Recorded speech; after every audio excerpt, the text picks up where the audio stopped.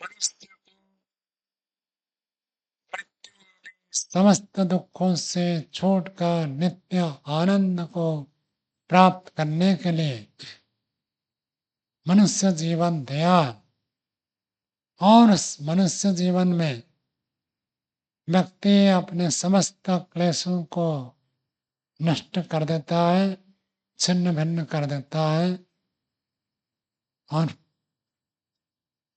जन्म मरण के चक्र से पार होकर नित्य आनंद को प्राप्त कर लेता। यजुर्वेद के 31वें अध्याय का 8वां मंत्र है, बहुत प्रसिद्ध मंत्र है, सब लोग जानते हैं, किंतु आज इस मंत्र के आधार पर कुछ विशेष विचार करना। मंत्र तो इतना कहता, वेद अहम एतम पुरुषम मानतम, मैं इस महान पुरुष, परम पुरुष, विशेष पुरुष परमात्मा को जानता हूं, जो कि आदित्य के समान भरपूर ज्ञान से परिपूर्ण है, अविद्या अंधकार से पूर्ण रूप से पृथक है। अगला वाक्य जो है बहुत महत्वपूर्ण है, तम एवं विदित्वा, उस परमात्मा को जानकर ही अतिमृत्यु में ते मृत्यु आदि समस्त दुखों को व्यक्ति अतिक्रमण कर जाता है। और आगे कह दिया, नान्या पंथा, और कोई रास्ता है ही नहीं। तो परमात्मा का जो जानना है, इसको हम कह देते हैं विवेक। और जो तमसा परस्ताप, अज्ञान, अंधकार, राग द्वेष से पृथक होना, इसको हम कह देते हैं वैराग्य। तो विवेक, वैराग्य, और विवेक वैराग्य से व्यक्ति परमात्मा को जानता है। कब जानता है? जब अभ्यास करता है। बहुत प्रचलित है विवेक वैराग्य अभ्यास। तो विवेक वैराग्य अभ्यास, ये 3 साधन बताए गए। स्वामी सत्यपति जी भी जगह जगह इसको प्रस्तुत करते हैं।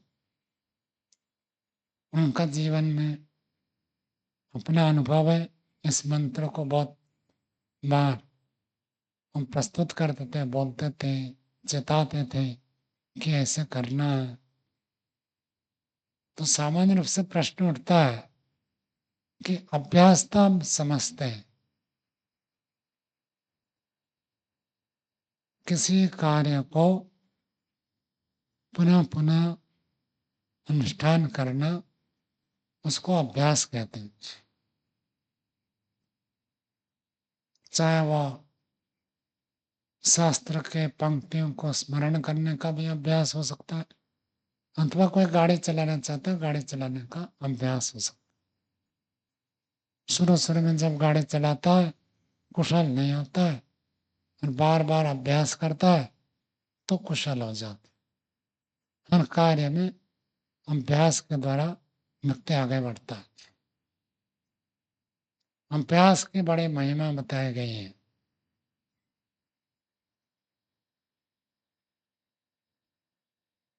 एक नीतिकार कहते हैं, जलम अभ्यास योगेन शैलानां कुरुते क्षयम् कर्कशानां मृदुस्पर्श किमभ्यासा न सिद्धते। अभ्यास की बड़ी महिमा। क्या कह नीतिकार? जलम अभ्यास योगेन शैलानां कुरुते क्षयम्, पानी सबके परिचित है, और पानी का प्रयोग हम रोज करते हैं, और दिन में कई बार प्रयोग करते हैं। भोजन से, पान से, स्नान से, सब कार्य से हम पानी का स्वरूप को जानते हैं, समझते हैं। कहते कि वो पानी जो है अभ्यास के द्वारा बार बार बार बार बार बार पानी रिपीटेशन करते हैं। शैलानम, शैल कहते हैं पत्थर, कुरुते क्षय, क्षय हो जाता है। आप लोगों ने यदि नोट किया होगा, ये जो रास्ता बनाते हैं, हम देखेंगे जब जोर से वर्षा होती है तो ये जो पक्का सड़क है, पक्का सड़क भी उससे के भी उखड़ जाती है, जबकि उसमें सब चीज डालते हैं, छोटे छोटे पत्थर गोड़े डालते हैं और उसमें अलग अलग पदार्थ डालते हैं। कई जगह पर तो सीमेंट कंक्रीट का सड़क बनाया जाता है, वो भी देखते हैं। वर्षा हो, यदि थोड़ा हल्के स्तर का हो तो वर्षा से वो क्षय हो जाता है। अरे जो तारकोल डालते हैं, तारकोल के सड़क है, वो भी देखते हैं। वर्षा होते थे, वर्षा के बाद देखेंगे क्षय मिलेगा। कच्चे सड़क की तो बात ही क्या करें। लेकिन नीतिकार यहाँ कहते हैं पत्थर को भी तोड़ देता है। कभी आप हिमालय में गंगोत्री यमुनोत्री बद्रीनाथ केदारनाथ की ओर यदि गए हो, हम देखेंगे एक वर्षा ऋतु में जैसे स्थिति पहले थी, वर्षा ऋतु के बाद उसकी स्थिति बदल जाती। कुछ ना कुछ पत्थर टूटते हैं। एक पत्थर गिरा, बड़ा बड़े बड़े बड़े पत्थर होते हैं, एक पत्थर गिरा दूसरे पत्थर को तोड़ता है, टूट फूट होता है, इतना होता है कह नहीं सकते। और 6 महीना तो वह बंद रहता है, बर्फ जम जाता है। और जब बर्फ पिघलता है तो बर्फ पिघलने के साथ साथ मिट्टी भी धस जाता है। मिट्टी धस जाए तो मिट्टी के आधार पर जो पहाड़ पत्थर होता है वो भी सब गिरते हैं। लेकिन नीतिकार यहाँ थोड़ा अलग बात कह रहे हैं। पानी यदि बार बार किस जगह पर गिरे तो पत्थर भी क्षय हो जाता है। गंगोत्री में कई बार जाने का अवसर मिला है, तो वहां जो पानी का प्रवाह है उसमें पत्थर भी बहकर आते हैं और पानी पत्थर को बहा कर ले जाता है। पत्थर भारी होता है और पानी हल्का होता है, लेकिन पानी का प्रवाह ऐसे होता है पत्थर को भी ले जाता है साथ में। और हम जो नदी में रेत देखते हैं, वो रेत कहाँ से है? पत्थर मिट्टी ऐसे ही टक्कर खाते हैं तो चुर चुर चुर चुर होकर फिर रेत बन जाती। पत्थर का ही छोटा कण रेत बालू बनता है। पानी ने पत्थर को तोड़ दिया। जन्म अभ्यास अभ्यास के द्वारा बार बार उसको अभ्यास करते करते तोड़ दिया। बहुत सारे लोग सालेग्राम पूजा करते हैं, तो सालेग्राम का जो पत्थर होते हैं गोल गोल होते हैं, तो गोल बना कैसे? किसी ने ऐसे मशीन से गोल नहीं बनाया कि कोई घिस घिस कर नहीं बना, पानी ही उसको अभ्यास करते करते गोलाकार बना दिया, सुंदर चिकना बना दिया। नीतिकार कहते हैं कर्कशानाम मृदु स्पर्श, कर्कशानाम शैलानाम, जो कठोर स्पर्श वाला पत्थर है और कोमल स्पर्श वाला जल, कोमल स्पर्श वाला जल है, कठोर स्पर्श वाले पत्थर को भी क्षय कर देता है। प्रत्यक्ष उदाहरण, अभ्यास की इतनी महत्ता है। यदि हम अभ्यास करें, जन्म जन्मांतर के कुसंस्कार को नष्ट भ्रष्ट करके हम ऋतु को प्राप्त कर सकते हैं, योगी बन सकते हैं, जीवन मुक्त हो सकते हैं। कोई असंभव नहीं है। समय अलग अलग है। कोई पूछता है कि दिल्ली पहुंचने में कितना समय लगेगा, तो हम कैसे कहें उसको कितना समय लगेगा? दिल्ली पहुंचने में कितना समय लगेगा हम बता सकते हैं, लेकिन पहले बताओ आप कहाँ पर खड़े हो। आप राउरकेला में खड़े हो तो अलग समय लगेगा। आप यदि अजमेर जयपुर में खड़े हो तो अलग समय लगेगा।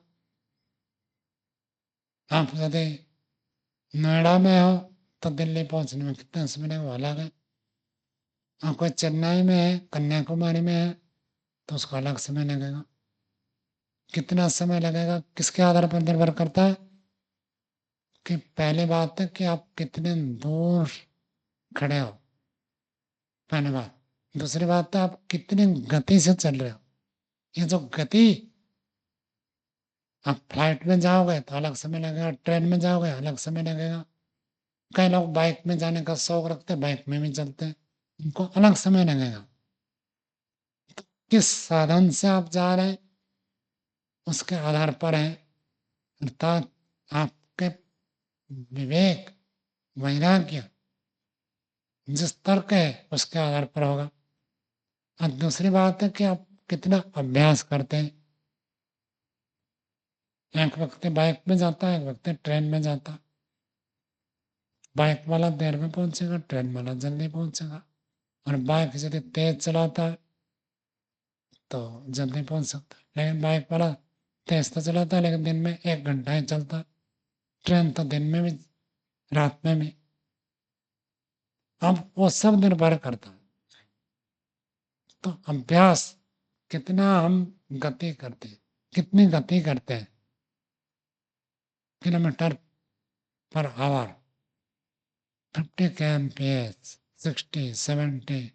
हाईवे में लिखा रहता है, कहीं कहीं बड़े एक्सप्रेस हाईवे होता तो 100 लिखा रहता, 100 की स्पीड में आप जा सकते।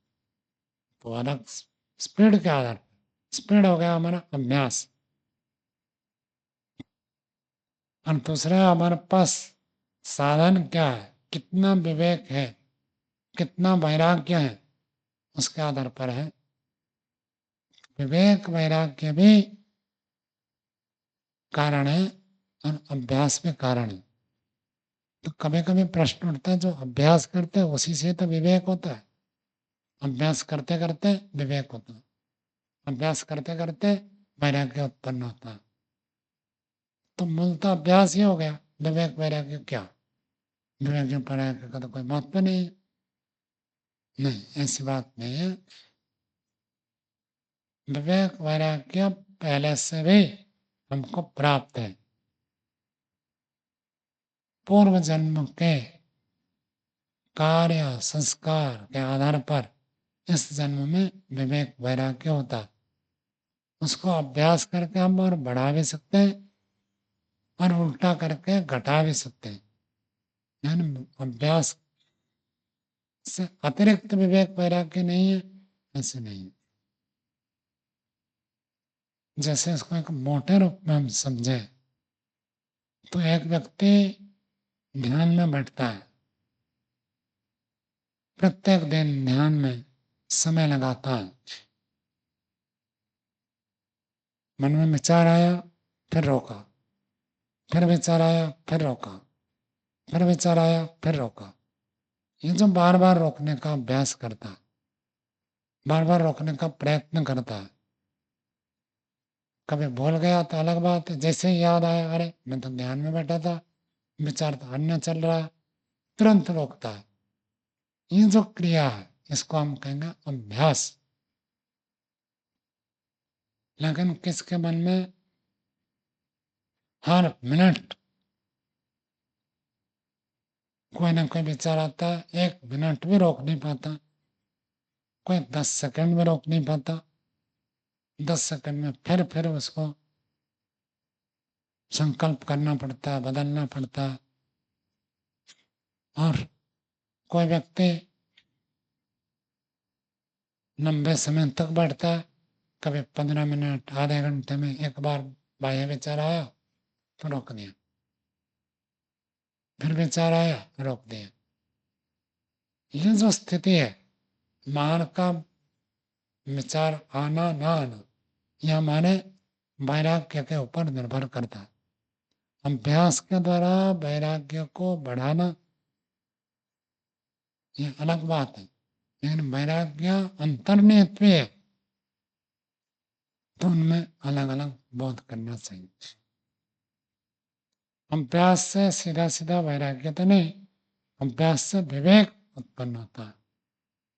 जैसे योग दर्शन में कहा, योगांगानुष्ठान अशुद्धे ज्ञानदित्ते राग विवेक ख्याते। योग के अंगों का अभ्यास करेंगे तो विवेक प्राप्त होगा। अब जो ध्यान में बैठकर अभ्यास कर रहा, वो ध्यान के लिए अभ्यास है, लेकिन विवेक के लिए अन्य चीजों का भी करना पड़ता है अभ्यास। अहिंसा का पालन करेगा तभी विवेक होगा। जो हिंसा करता है, मंसार करता है, चोरी करता है, व्यभिचार करता है, उसको विवेक होगा ही नहीं, नहीं हो सकता विवेक। तो ये जो स्थिति है, विवेक ध्यान के लिए अभ्यास, कब व्यक्ति सफलता को प्राप्त करेगा? जब उसके अंदर विवेक वैराग्य हो। विवेक हो तो वैराग्य होगा, विवेक नहीं है तो वैराग्य में नहीं होगा। विवेक कारण है, वैराग्य कार्य है। और विवेक कैसे उत्पन्न होगा? तो योग के अंगों का अनुष्ठान करने से विवेक उत्पन्न होगा। अब योग के अंगों का अनुष्ठान को भी कोई यदि कहे ये तो अभ्यास ही हुआ, कह सकते हैं, उसमें कोई आपत्ति नहीं है।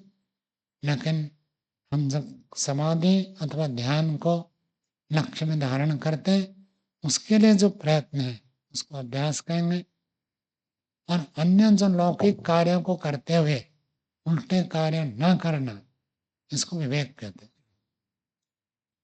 विवेक का अर्थ विचार पृथक भाव है, पृथक पृथक देख जाना। ये उचित है, ये अनुचित है, ये कर्तव्य है, ये अकर्तव्य है, ये धर्म है, ये अधर्म है। ऐसे जो दोनों को पृथक पृथक देखने की क्षमता है, उसको कहते हैं विवेक। अब यह अभ्यास का परिणाम ऐसे नहीं, स्वाध्याय करता है व्यक्ति, विचार करता है, तो ही विवेक हो सकता है। मुझे जन्म अपने आप में मिला है या परमात्मा ने दिया है, ये विचार करने से होगा। विचार करने से विवेक आएगा। मनुष्य जन्म परमात्मा ने दिया तो अपनी इच्छा से दिया या तो मेरे कर्म के अनुसार दिया। विचार विचार विवेक का एक मुख्य साधन है।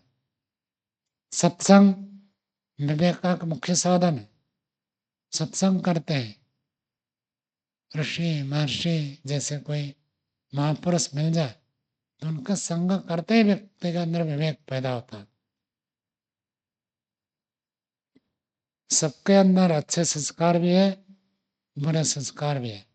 अच्छे संस्कार जो उभर जाना, उसी को तो हम विवेक कहते हैं, कोई वैराग्य कहते हैं। तो ठीक ठीक विचार करने की जो क्षमता, इसको विवेक कहते हैं। मैं शरीर नहीं हूं, मैं आत्मा हूं, ये विवेक है। और अपने आप को आत्मा मानकर जो शरीर के लिए सुखदायी भले हो, आत्मा के लिए हानिकारक हो, हानिकारक को छोड़ देना, इसका नाम वैराग्य है। छोड़ देना अथवा यूं कहे छूट जाना, ये वैराग्य है। यदि विवेक है कि हानिकारक, ऐसे विवेक है, तब तो व्यक्ति ग्रहण नहीं करे। ग्रहण न करने का नाम वैराग्य है।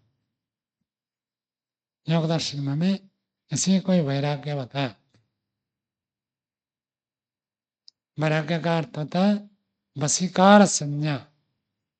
मेरा मन, मेरे इंद्रिया, मेरा चित्त मेरे वश में है। अब चित्त खींचा जा रहा, बाजार में जा रहे, कुछ चटपटे भोजन मिल रहे, खाने की इच्छा हुई, खाने की इच्छा न पर मैं नहीं खाऊंगा, इन जो प्रयत्न पूर्वक हम रोकते हैं, इसको अभ्यास करेंगे।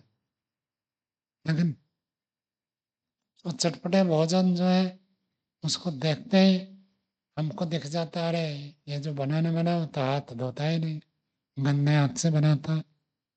और जिस तेल से छानता है, तेल से तलता है, और तेल तक कितने महीनों से हटाया नहीं, उसी तेल में तलता है। फिर तेल कम हो जाए, नया तेल उसी में डाल देता है। पुराना तेल तो फेंकेगा नहीं, पुराने में नया नया तेल डालता रहता है और उसमें करता रहता है। ये तो शुद्ध नहीं है, स्वास्थ्य के लिए हानिकारक नहीं, ऐसे दिख जाना, इसका नाम है विवेक। और दिख जाने से खाया नहीं, इसका नाम वैराग्य। लेकिन जब व्यक्ति को खाने की इच्छा हो रही है तब भी सोचता है खाऊंगा तो हानि होगी, तब उसको हम कहते हैं ये तो अभ्यास कर रहा। मन में जब सोचना पड़ रहा नहीं खाऊंगा नहीं खाऊंगा नहीं खाऊंगा, तो ये अभ्यास। और स्वाभाविक रूप से हानिकारक हानिकारक दिख जाए, लाभदायक लाभदायक दिख जाए तो विवेक। और दिख जाए तो हानिकारक को छोड़ने के लिए कोई जोर लगाना नहीं पड़ता, अपने आप छूट जाता। लाभदायक को अपने आप स्वीकार कर लेता, उसको प्रेरणा की जरूरत नहीं पड़ती है, तो उसका नाम वैराग्य। तो जैसे अभ्यास हमारे लिए उपयोगी है, विवेक वैराग्य भी उपयोगी है। विवेक वैराग्य पिछले जन्म से भी प्राप्त होते हैं और इस जन्म में उस विवेक वैराग्य को बढ़ा भी सकते हैं। अभ्यास तो एक स्थूल उपाय है, लेकिन चिंतन विचार, शास्त्र का स्वाध्याय, सत्पुरुषों का संग, ये सब विवेक को उत्पन्न करने में अधिक कारण होता है। जितना चिंतन करता है, श्रवण के बाद जो व्यक्ति जितना मनन करता है उसका उतना विवेक बढ़ता है। जो मनन नहीं करेगा विवेक नहीं बढ़ता है। अभ्यास बलपूर्वक हमको बुराइयों से रोकना, और विवेक वैराग्य ज्ञान पूर्वक, हम मन लगाने की जरूरत नहीं, ज्ञान पूर्वक सोच विचार समझ कर जो हमको बुराइयों से हटाते हैं वो विवेक वैराग्य होते हैं। तो ऐसा हम थोड़ा सा अंतर कर सकते हैं, तीनों की आवश्यकता है। अभ्यास बलपूर्वक रोक देना ये बहुत बड़ा कारण नहीं है। जैसे गुरुकुल में बच्चे आते हैं, उनको बलपूर्वक संध्या कराते हैं, उपासना कराते हैं, यज्ञ कराते हैं, इष्टाध्याय स्मरण कराते हैं। जिसके अंदर रुचि हो जाएगी, जिसके अंदर विवेक हो जाएगा, वो गुरुकुल से जाने के बाद भी वो करेगा। जिसके अंदर विवेक नहीं है, लेकिन अभ्यास तो रोज रोज किया, वो रहेगा नहीं, टिकेगा नहीं। तो विवेक वैराग्य चिरस्थायी होते हैं। अभ्यास बलपूर्वक भी हो सकता है, बुद्धिपूर्वक भी हो सकता है। बुद्धिपूर्वक हो गया तब तो जीवन भर रहेगा, बलपूर्वक है जब तक है तब तक रहेगा। ये पीछे जीवन के आंतरिक संस्कार के ऊपर भी निर्भर करता है। नहीं तो संस्कार अपने जीवन को परिवर्तित करने में बहुत बड़ा कारण बन जाता। तो अभ्यास तो करते ही रहना चाहिए, उसके साथ श्रवण मनन निधिध्यासन साक्षात्कार की प्रक्रिया से विवेक वैराग्य को बढ़ाते रहना चाहिए। जब तीनों होता है तो व्यक्ति तीव्र सम्यगानम आसन्न जल्दी समाधि और समाधि के फल को प्राप्त कर लेता है। आज यहीं पर विराम देते हैं।